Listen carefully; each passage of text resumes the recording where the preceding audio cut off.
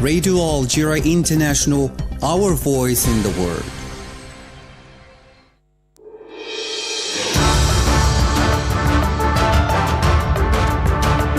This is the English service of Radio Algeria International.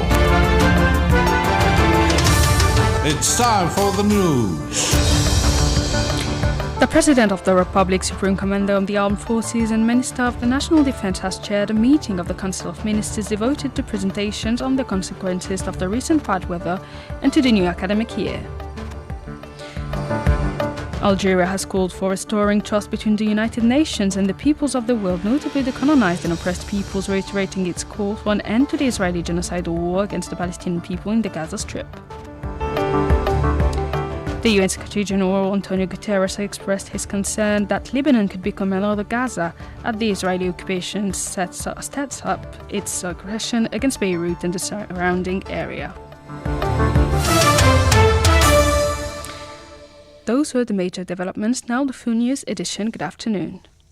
The President of the Republic, Supreme Commander of the Armed Forces and Minister of the National Defense, Abdelmajid Tebboune, has chaired a meeting of the Council of Ministers devoted to presentations on the consequences of the recent bad weather and the new academic year. Following the Prime Minister's presentation of the government's activities over the last period and the various presentations made by ministers, and the President of the Republic has given instructions and guidelines. Concerning the progress achieved as part of the digitization process, he ordered the High Commissioner for Digitization to provide a detailed report to be presented to the next meeting of the Council of Ministers, specifying that the rate of connection of data from the various ministerial sectors, both internally and among them, through the creation of the National Data Center. Concerning the consequences of the recent bad weather, and after expressing his thanks and gratitude to all the volunteers as well as the executive and the various state institutions which expressed their solidarity to those regions affected by the floods in the southern part of the country, the President of the Republic stressed the need to restore as soon as possible essential and vital services for the benefit of citizens in all the affected provinces, including transport, and to give compensations to the victims as soon as possible. In regards to the new school academic year, the President has given instructions to fulfill his commitment to promulgate the special status of the education sector before the end of the year. In this respect, the President of the Republic thanked all those involved in the higher education sector for their contribution to the promoting sector, both regionally and internationally, given that its progress is now tangible and including in world rankings.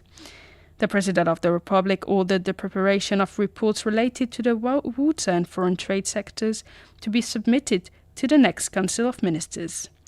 The Council of Ministers approved a number of appointments in senior government positions.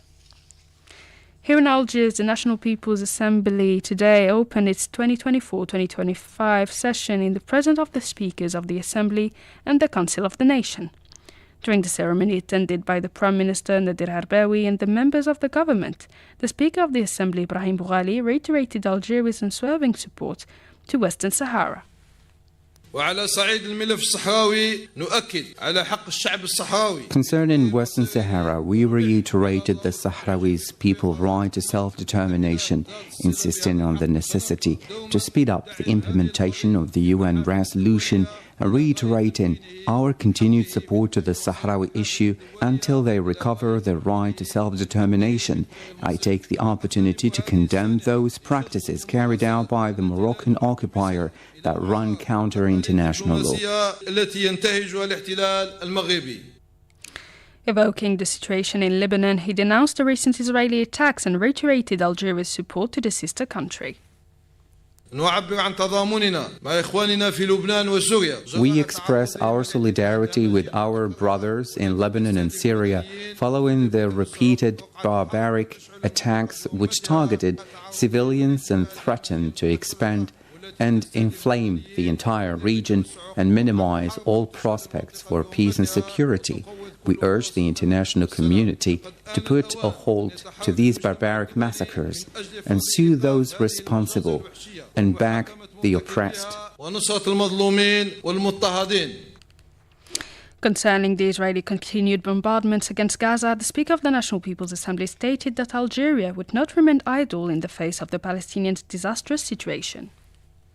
والجزائر اليوم وكما عهدناها دائما لا يمكنها. Today, as always, Algeria can't fail to support the oppressed in Palestine and can't keep silent or remain idle. From this tribune, we continue to strongly condemn the horrific aggressions waged by the Zionist occupation, notably in the Gaza Strip and West Bank, which amounted to crimes against humanity, which are likely to become genocidal, exceeding in its terror and the crimes of the Nazis.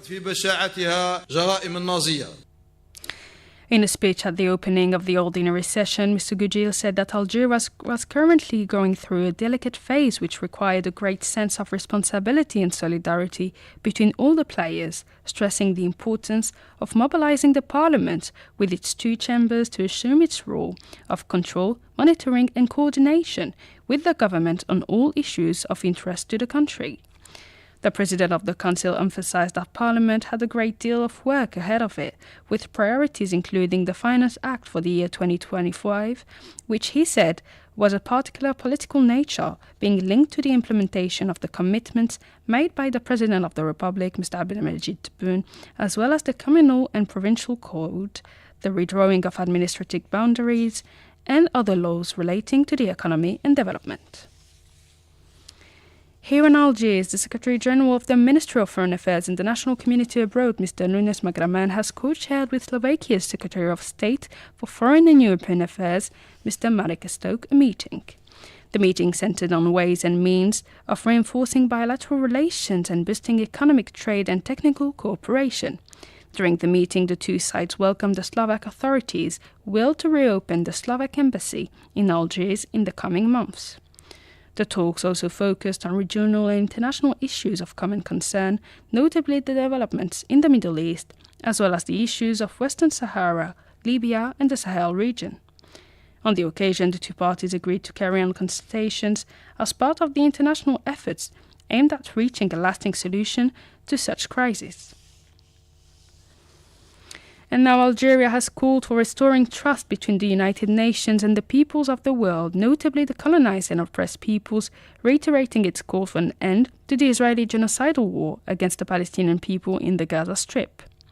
Speaking in New York at the 10th Interactive Dialogue on Strengthening Multilateralism in the Service of International Peace and Security, held as part of the Summit of the Future, the Minister of Foreign Affairs and the National Community Abroad, Ahmed Attaf, reiterated Algeria's call for restoring trust between the UN and the peoples of the world.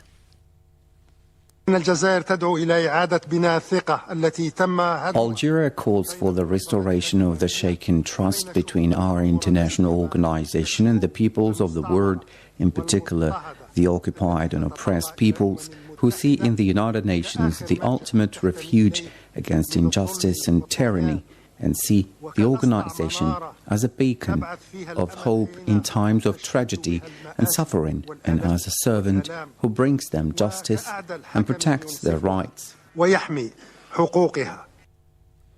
Mr. Attaf said that there were many examples of crises, disputes and conflicts before the international organization in general and before the Security Council in particular, which illustrate this tense, exceptional and unprecedented situation. He also reiterated Algeria's call for an end to the Israeli genocidal war against the Palestinian people in the Gaza Strip. One of the major challenges facing the international community is to bring the Israeli occupation to cease the genocidal war it waged against the Palestinian people in Gaza for nearly a year, and to put an end to the Israeli multifaceted escalation in the entire Middle East region.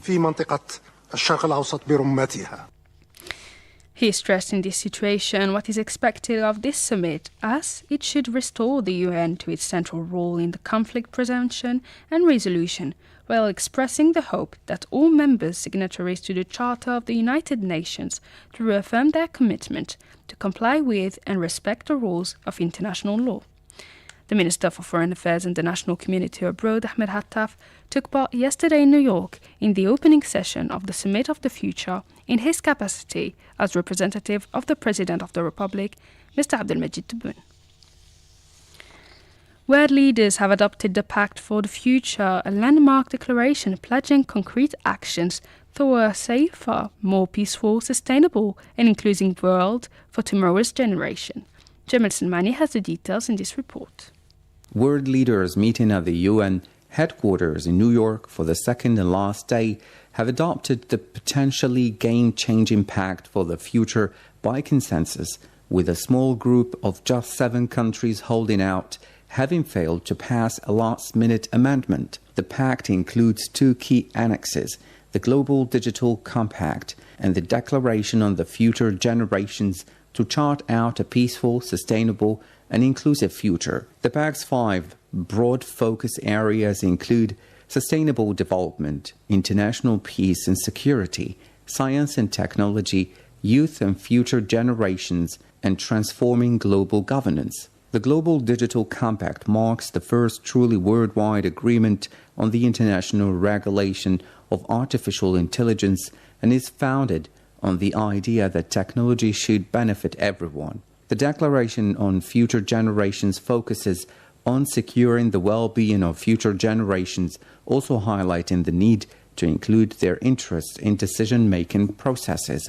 Speaking after the adoption, the UN Secretary-General Antonio Guterres emphasized that the Pact for the Future and its annexes open pathways to new possibilities and opportunities. And today, thanks to your efforts, we have the Pact for the Future, the Global Digital Compact, and the Declaration on Future Generations open pathways to new possibilities and opportunities. On peace and security, they promise a breakthrough on reforms to make the Security Council more reflective of today's world, addressing the historic underrepresentation of Africa, Asia-Pacific, and Latin America. On sustainable development, these agreements represent major progress towards groundbreaking reforms of the international financial architecture. The Pact for the Future is about turbocharging the Sustainable Development Goals and the Paris Agreement, accelerating a just transition away from fossil fuels and securing a peaceful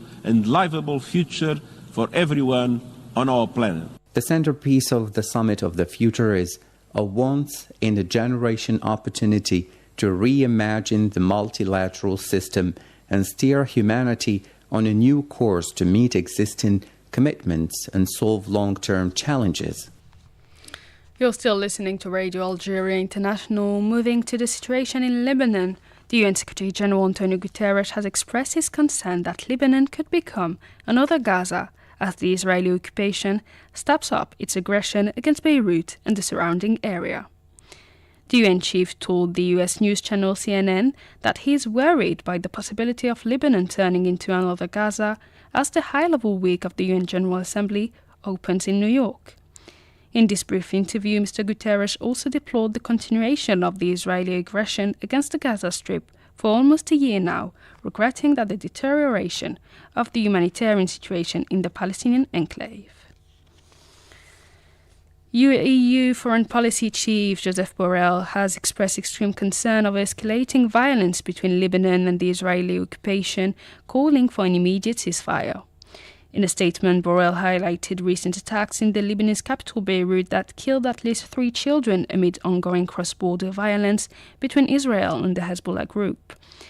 Borrell stated that the ceasefire is urgent across the blue line, as in Gaza, emphasizing the harm that civilians have suffered in both sides.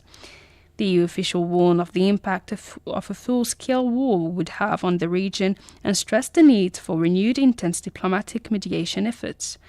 Borrell also called for the full implementation of UN Security Council Resolution 1701, which aims to resolve hostilities between the Israeli occupation and the Hezbollah group and includes provisions for the deployment of Lebanese and UN forces in southern Lebanon.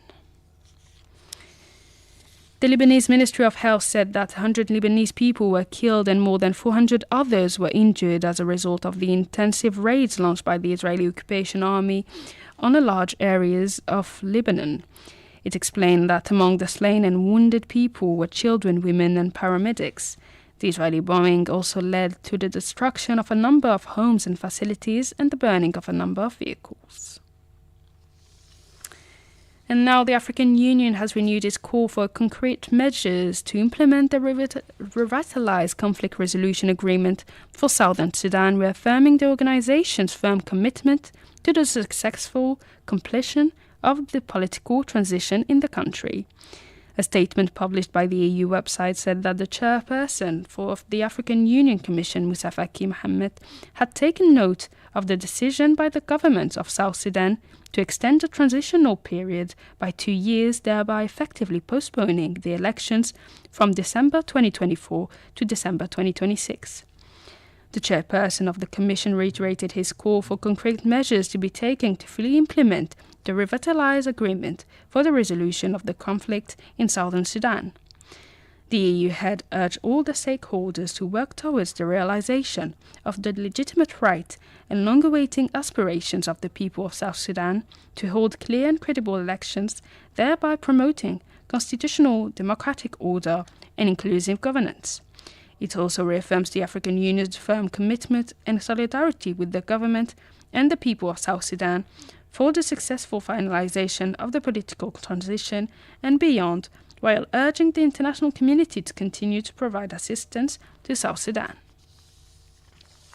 Let's recall that a week ago, the South Sudanese President Salva Kiir announced a 2-year extension to the transition period, which was due to end in February 2025, following elections in December. The government had already announced a similar postponement to 2022. In Pakistan, a policeman was killed and 3 others injured in an explosion targeting a convoy of ambassadors in the northwest of Pakistan.